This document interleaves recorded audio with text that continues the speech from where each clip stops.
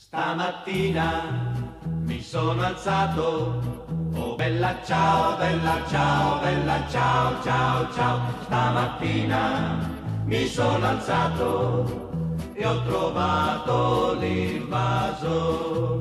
Oh partigiano, portami via, oh bella ciao, bella ciao, bella ciao, ciao, ciao. Partigiano, portami via. Donc merci évidemment aux participants de l'Université d'automne du UFM qui se déroule depuis 3 jours à la Maison de la Promotion Sociale à Artigues, et à ceux et celles qui ont bien voulu nous retrouver ici ce soir. Alors ce soir donc il y a avec nous Tony Manigrasso qui est ici, qui va être le premier à intervenir.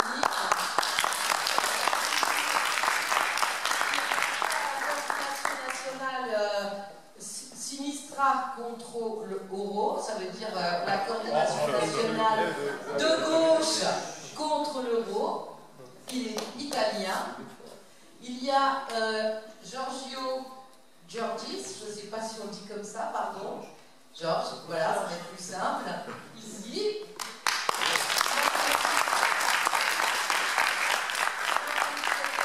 Politique de l'EPAM. Il nous vient de Grèce. Ensuite, Manuel Monero Pérez. Voilà.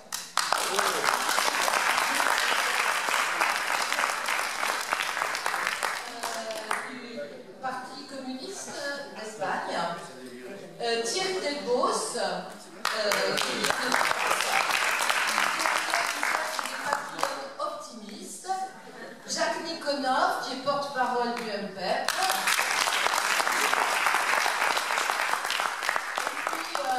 Et Willem Langthaler du comité Euro-Exit, et comme ce label l'indique, il vient d'Autriche.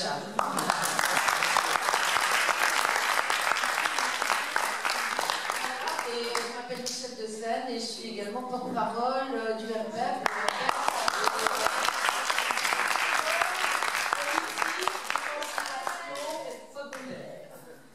Voilà. Alors en préalable, avant que chacun intervienne, donc les règles du jeu, c'est que chacun aura à peu près une dizaine de minutes pour dire pourquoi de son point de vue et du point de vue de son organisation, sortir de l'Union européenne et de l'euro est une nécessité aujourd'hui, et construire une solidarité internationale est une nécessité qui se raccroche aux premières nécessités que je viens d'indiquer. Et en préalable, je vais vous lire la déclaration d'Assise. Un certain nombre d'organisations se sont réunies cet été en Italie, à Assise, le 23 août 2014 exactement, et on fait une déclaration commune. C'est un travail commun qui a commencé entre nos organisations, qui est un travail pour le moment embryonnaire, mais nous avons tous la volonté de le continuer, et nous commençons à prendre des dates pour, on va dire, coordonner nos efforts et travailler ensemble. Donc la coordination nationale de la gauche italienne contre l'euro a tenu son forum européen de 2014 à Assise en Italie, du 20 au 24 août 2014, qui a rassemblé un grand nombre de participants, notamment des pays de l'Union européenne, mais aussi d'Ukraine et de Russie. À cette occasion, des dirigeants de plusieurs organisations politiques progressistes de l'Union européenne ont adopté une déclaration se prononçant pour la sortie de l'euro et de l'Union européenne. Dans tous les pays de l'Union européenne, et particulièrement dans la zone euro, de violentes politiques antisociales sont menées avec acharnement par l'Union européenne et les gouvernements qui en sont membres.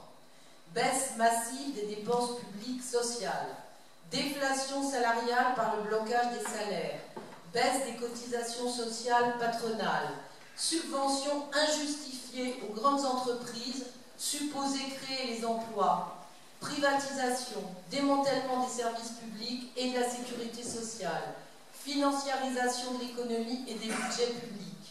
Le résultat est une accélération exponentielle du chômage de masse et de la précarité. L'origine de cette situation est à rechercher dans les politiques menées par l'Union européenne, entièrement verrouillées par le traité de Lisbonne. Ce dernier repose sur tous les dogmes néolibéraux qui ont pourtant fait la démonstration de leur nuisance pour les intérêts des classes populaires et moyennes. Dans la zone euro, les déséquilibres s'aggravent entre pays. L'euro est une arme de destruction massive contre l'emploi. La monnaie unique fonctionne uniquement pour protéger le rendement des capitaux en maintenant de façon permanente et volontaire un taux élevé de chômage. Il existe une essence de cette construction européenne qui repose sur les valeurs et les intérêts des classes dominantes occidentales. Européisme, atlantisme, capitalisme, autoritarisme. Un tel système ne peut pas changer d'essence, il ne peut pas s'améliorer de l'intérieur. Il faut le démanteler et bâtir quelque chose de radicalement nouveau. L'Union européenne est en effet le système le plus sophistiqué au monde qui s'appuie sur la tentative de construire une civilisation par le marché. L'Union européenne est un monstrueux système de domination et d'aliénation des peuples dont il faut s'émanciper.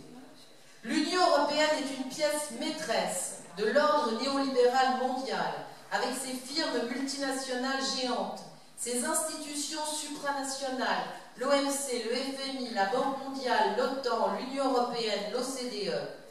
Ce système possède une caractéristique principale: agir avec persévérance pour dissoudre la souveraineté des peuples à l'échelle des nations. C'est en effet le meilleur moyen de laisser se développer sans limite la domination du capital, comme en témoigne le TAFTA ou le PTCI, selon que l'on choisisse de l'appeler.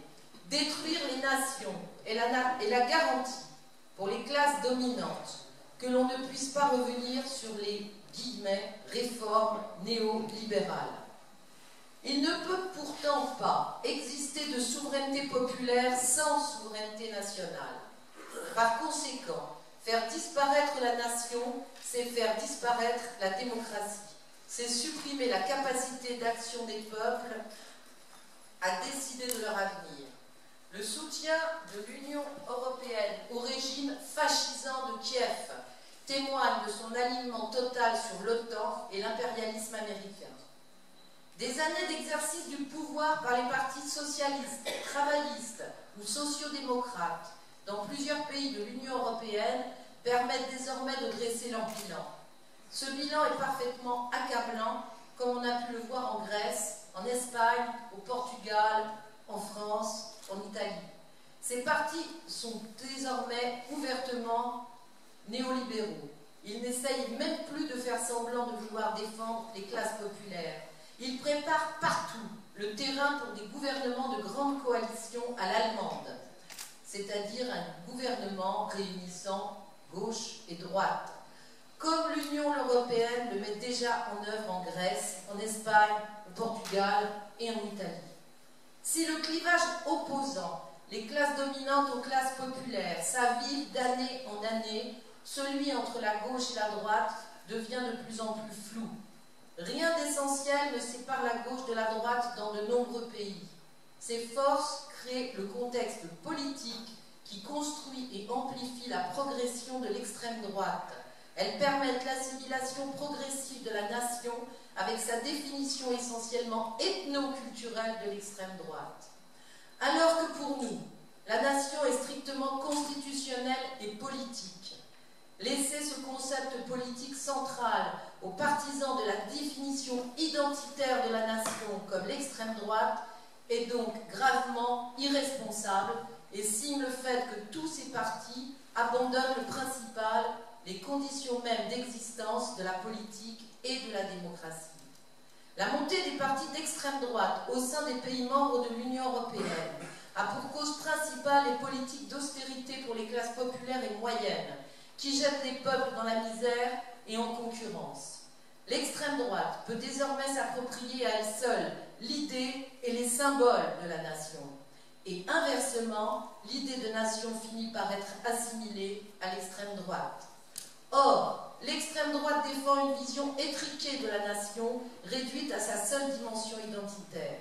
Loin d'être anti-système, comme elle le prétend, l'extrême droite est en réalité un agent indirect au service du système et des classes dominantes. Ces partis sont les plus nauséabonds par leur attitude xénophobe, chauvine et hostile aux syndicats et à toutes les organisations qui défendent collectivement les intérêts des classes populaires. Il est urgent de reconstruire une pensée, une pratique et un programme favorables aux intérêts des classes populaires et des classes moyennes. Les éléments clés pour nous sont les suivants. La suppression totale du chômage et de la précarité, des plans de réindustrialisation et de nationalisation des grands secteurs stratégiques de l'industrie et des services, le démantèlement des marchés financiers, l'annulation et la répudiation de la dette publique, des mesures protectionnistes nationales dans le cadre universaliste de la Charte de la Havane de 1948, une mutation écologique du mode de production, la sortie des institutions supranationales qui maintiennent l'ordre néolibéral mondial, l'OTAN, le FMI, la Banque mondiale, l'OMC, l'Union européenne et l'euro. Nous appelons cela la démondialisation. Le cœur de cette stratégie et de ce programme est de revendiquer et d'assumer la nécessité de la reconquête de la souveraineté nationale pour chaque pays, c'est-à-dire la lutte décisive pour conserver à chaque pays ses caractéristiques de société authentiquement politique, où le peuple dispose des moyens juridiques et institutionnels pour décider et mettre en œuvre ce qu'il estime correspondre à l'intérêt général. Les signataires vont organiser une nouvelle rencontre internationale à l'échelle européenne encore plus importante. Elle visera à rassembler très largement toutes les forces qui œuvrent pour la défense des intérêts des classes populaires et moyennes, pour la sortie de l'OTAN, de l'Union européenne et de l'euro, et pour le plein emploi. Signé par Borotba, Ukraine, Committee Euro-Exit, Autriche, Coordination nationale de la gauche contre l'euro, Frente Civico, je ne sais, Front Civique, Espagne, Front Uni Populaire, EPAM, Initiative EV Duisburg, Allemagne, Left Go March, Grèce, Mouvement politique d'émancipation populaire, MPEP, ça je sais le dire, et plan B, Nasia Liakogianni, Grèce. Merci.